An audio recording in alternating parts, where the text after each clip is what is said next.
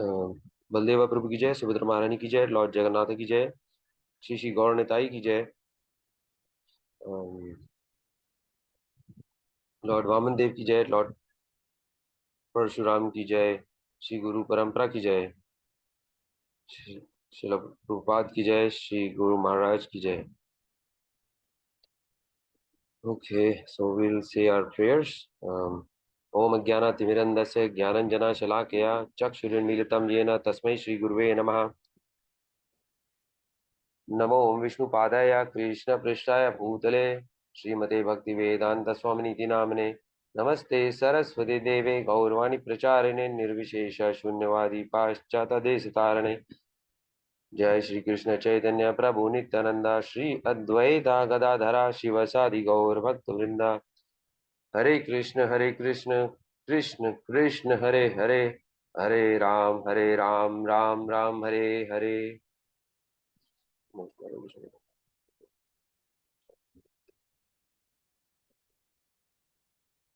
Okay, so today we have Shloka 12.20. So I'll just say the Shloka and the translation.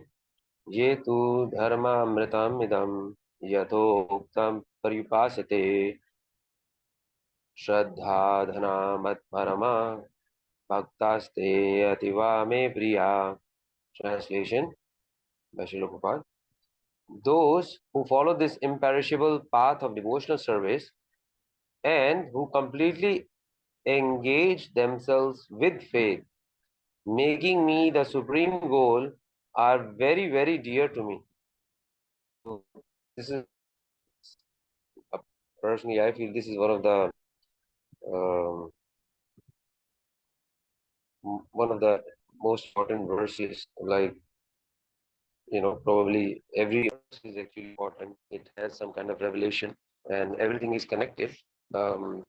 But this kind of says a lot in this. If somebody, this is like a progressive path. So here, more depth to this devotional service is being revealed. So let's look into the detail.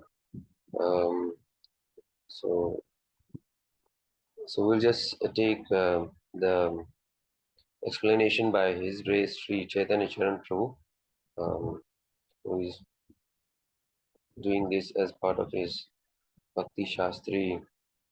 When he's teaching this as and explaining it to devotees as part of the Bhakti Shastri. So here it says, Ye tu dharma amritam idam. And then, so this dharma amritam is the nectar of religion. Yato uktam priyupasate. As I have spoken, so one hears and understands and worships. So this is another important thing.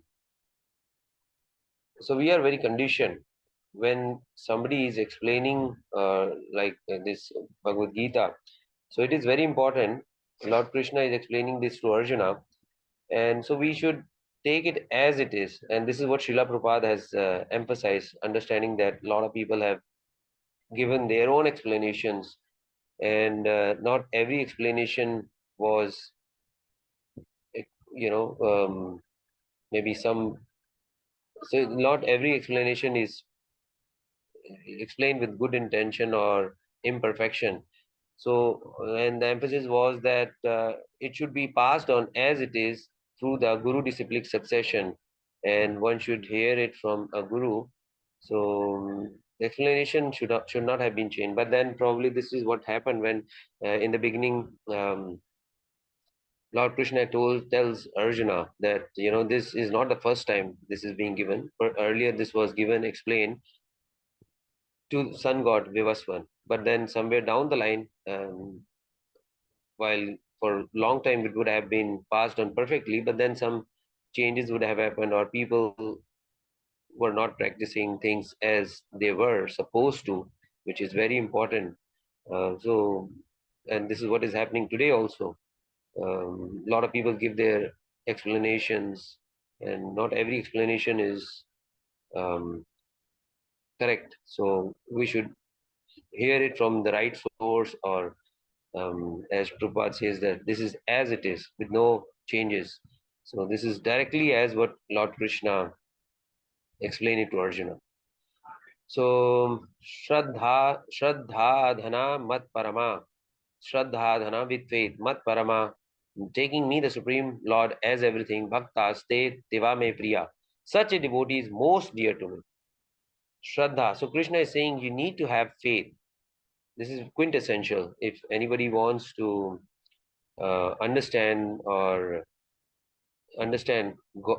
Krishna or Bhagavan or God, or any of the three realizations, one first need to have faith, else it will not work, or it will not have its complete effect.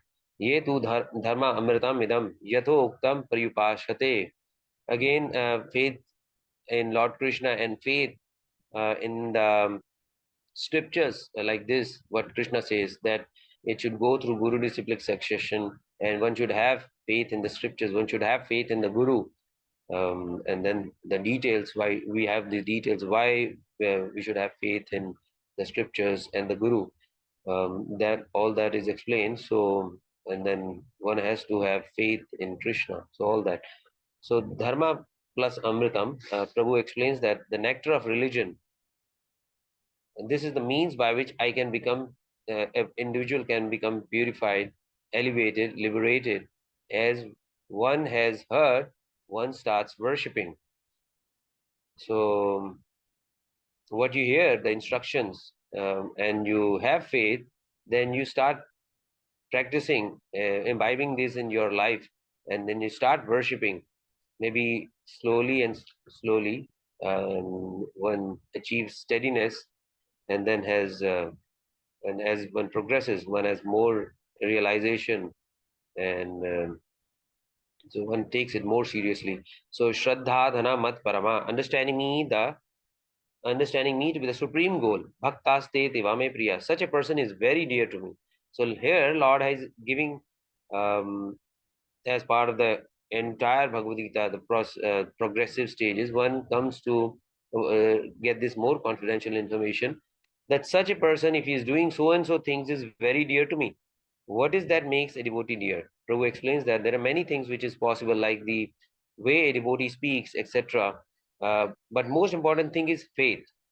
So not just the new person who is hearing the instructions, the person who is passing on has complete faith, and he is passing the information, explanations as it is.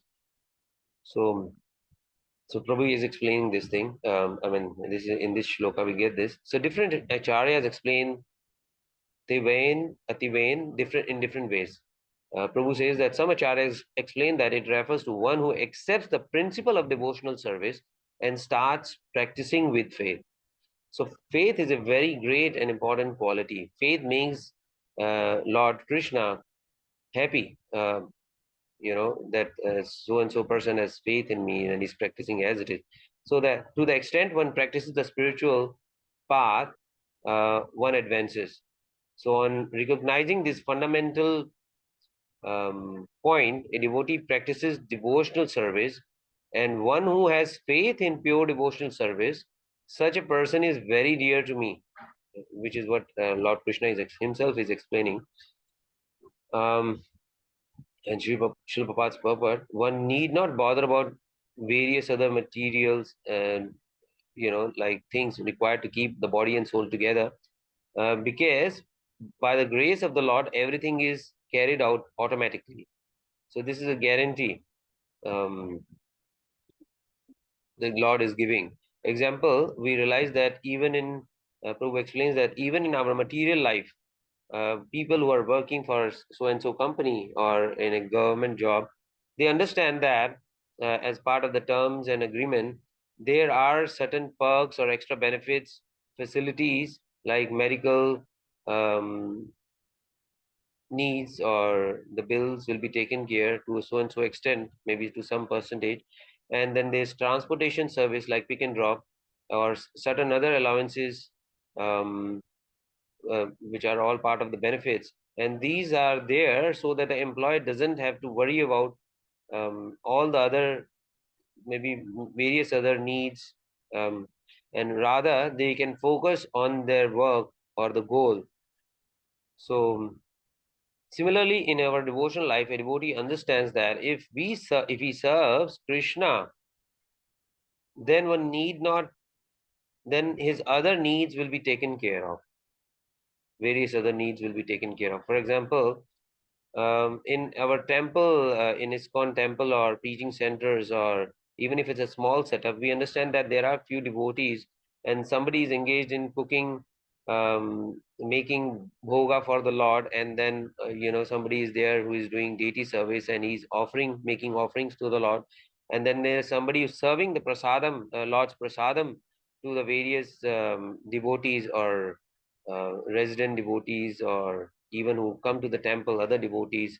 So for them, all this is there, and somebody else is taking care of the cleaning, somebody else is taking care of the dresses of the Lord, and so things, various other preaching activities. So they are all there in process, and not that one person has to do everything. So this is how Lord gives knowledge and realization, and everybody is engaged, and this further helps in purification and coming to realize and advance to next stage, and so and so. Um, in this way, devotees stay fixed wholeheartedly in devotional service towards Lord Krishna, and even if we don't have um, and in the beginning, even if we don't have all the needed good qualities, all the essential good qualities, maybe if we don't have in the beginning, and then it doesn't matter. We can start practicing our devotional service and at least aspire for these elevated devotional services. And slowly, in once we come to this path of devotional service and start practicing it, we will develop these qualities and will become dear to the Lord.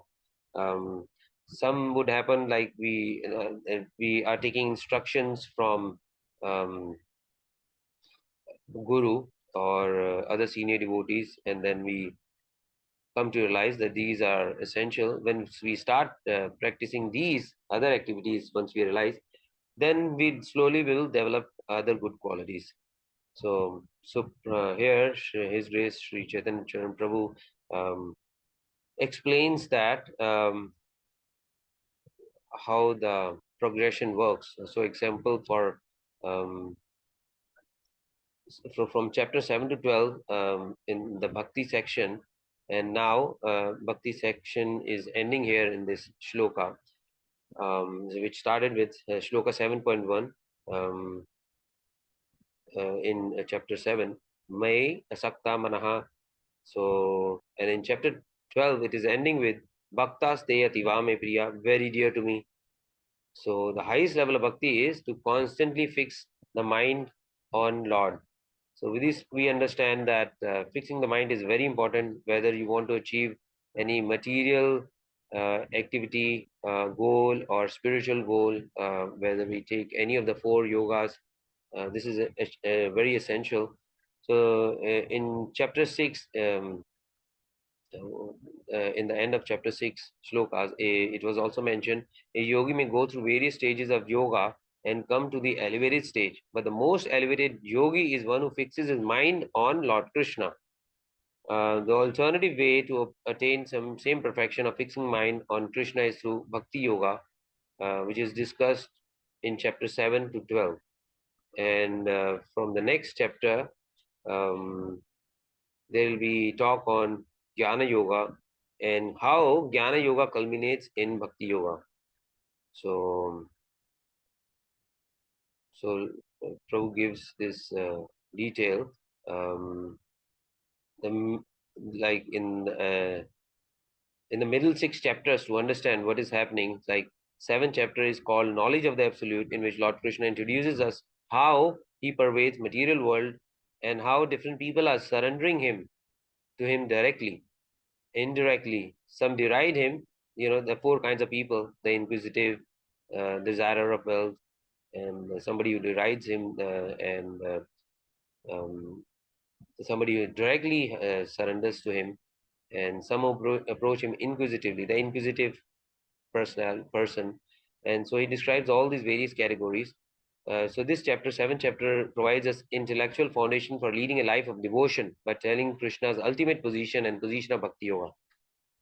So finally, we'll come to realize that there is nobody else um, above Lord Krishna. He's Bhagwan. So there is nobody else um, better to surrender. So we should surrender to Lord Krishna. Whether we like it or not, in our life, we are. So who was, even if somebody is worshipping demigods, who are administrators of the universe, who demigods themselves are dependent on Lord to empower them. So whether you take it directly, indirectly, ultimately it is Lord Krishna who is providing everything and who is sustaining everything. And we get the details of Bhakti Yoga also. And in 8th chapter, there is this Dhyana Yoga, Ashtanga Yoga, and Bhakti Yoga, and establishes that Bhakti Yoga is preferable because it is easier. And Lord Krishna explains in the same chapter, 8th chapter, that one doesn't have to worry about other things like whether one is dying at the right time, leaving the body at the right time or not, so many other things. Lord will make sure, he guarantees that for a devotee, everything will work out right. One needs to surrender and do things as mentioned, as he wants, so that the devotee is very dear to him. Lord will take care of everything.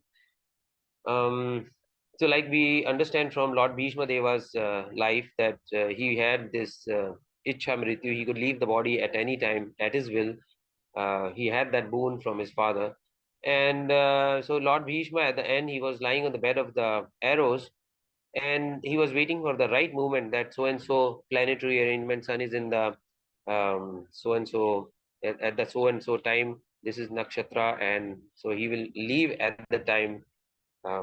So devotees don't have to worry about the best time, best place, what are the best circumstances. Lord Krishna guarantees that for devotees. So 9th chapter, Krishna has given his focus is on most confidential knowledge, that is knowledge of the pure devotional service, which works in various ways. And we have the various glories of pure devotional service as mentioned. Um, Lord Krishna's position is described, various kinds of people, and the Mayavadis and the other bhaktas. And then the three kinds of jnana yogis are described: ekatvena, prithavena, bahuda. And then how devotion service elevates one beyond inherent faults and other faults. So in the beginning we mentioned that even if somebody doesn't have all the good qualities, once starts practicing devotional service, slowly, maybe through association or instruction with guru and practicing over time, reading scriptures, one will come to realize and he'll rid himself of his faults and he will develop good qualities. This is also mentioned. So how devotional service is easy to perform and how it gives eternal results. All these are mentioned in 9th chapter. So this Bhakti Yoga is the best. This devotion service is the best. In other yogas, if we leave the body and we have not achieved the final goal, that is Lord Krishna, then we take birth again and we start again from afresh. Whatever things, like for example, somebody takes to mystic yoga and starts developing these siddhis or other karma yogas. Somebody is also, this is in the mixed state, somebody is also practicing his sense gratification and also practices um, other yoga. So he starts afresh. But in Bhakti Yoga, whatever contribution, whatever uh, uh, progress you have made, that will not be destroyed. Even if somebody takes birth again, he will not start afresh. He'll start his bhakti process from wherever that stage he had left. So this is the guarantee Lord Krishna gives. So this is why another reason Bhakti Yoga is the best. Um, um, so it has eternal results. So the 10th chapter talks about Vibhuti Yoga. Um, Before this, Krishna also explains that how rare it is to know him. Um, you know, Even if somebody comes to, the many who try to realize him, but not everybody is successful. And even if those who are successful, they don't know him completely. I mean, even if they achieve some perfection, they not everybody knows Krishna in full.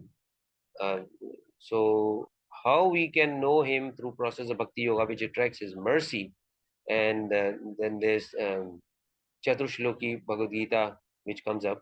And after that, Arjuna is speaking not in questioning mood, but in an acknowledging mood. So he has made progress, and he has realized, and his questions are as such. And Arjuna is able to transcend from the darshan which he gets in 11th chapter. Krishna said, "Whatever you want to see now or in the future, I will show you." And so there's this progress, and then 10th chapter shows how Krishna pervades nature and his all-pervasive feature.